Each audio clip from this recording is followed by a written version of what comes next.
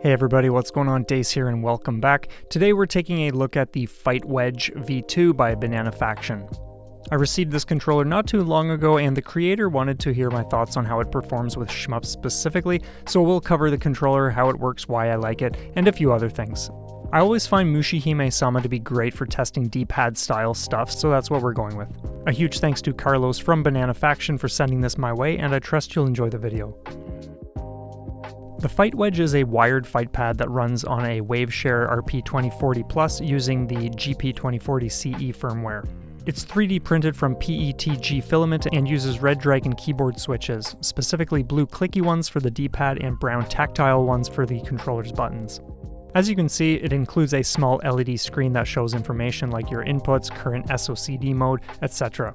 This is especially interesting to see on a pad-style controller. Even though not everyone will make use of it, it's still a nice feature to have. Along the back we have our 4 triggers, a USB-C port, cord not included, and our USB pass-through port for those who want to hit up stuff like Xbox or PS5. Just remember you'll need something like the Mayflash Magic Boots adapter or similar products. The Brooks FGC converter is another option, though I've heard some people say it's not as reliable. On the top we have a spot containing the 4 menu-related buttons, and I really like this because it's a solid change from how we always see menu buttons in a line across the top of the controller. With the FightWedge, it's a nice concentrated pocket for all of that stuff, and the tiny buttons themselves have a firm click to them.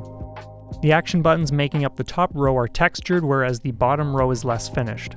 I personally think the textured finish makes the buttons look a lot nicer than the other ones, but in terms of how they both feel, I wouldn't say it makes much of a difference. One thing that's really cool with the FightWedge is that it's modular. Each unit comes with an extra plate and stick combo, and you can swap these out very easily with the included 1.5mm hex key. The default D-pad is essentially a slider that only moves on a flat plane. It has a square gate like in arcade sticks, while the other panel is a tilter style, meaning it behaves a lot more like a standard D-pad. This kind of flexibility is great if you want to tweak things for playing within a specific genre, or if you simply like the feel of one over the other. In terms of performance, the FightWedge controls extremely well with tight inputs, an intuitive layout, and a comfortable form factor. What I like in particular is that it may feel like you're on a typical analog stick, like you'd see on the Switch Pro controller for instance, but you get that very clear click per nudge because of the blue clicky micro switches. This is great when you're playing things like Mushihime-sama or other arcade shooters where you will have a fair amount of slowdown during some sections, and you want that extra feedback during bullet-dense parts, where you've locked in your focus shot and are performing more precise maneuvers at that reduced movement speed. In that sense, this thing is awesome for shmups if you're not wanting to be on a typical pad or full-blown arcade stick. One thing worth mentioning is that Carlos is no longer producing the V2s. He's moved on to producing and selling the FightWedge version 3. This model includes changes such as a completely reworked shell shape and button layout. The V3 has underside buttons and I think it's a fine upgrade, though I really do like the whole wedge thing that I've gotten used to on my V2. I didn't have any issues with mine, which is always a plus.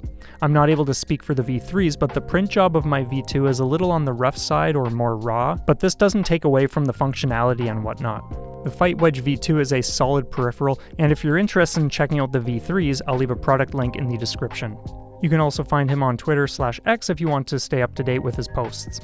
Again, a huge thanks to Carlos for this. I really appreciate the opportunity and want to thank everybody for checking this out. Have a stellar one everybody, and we'll see you next time.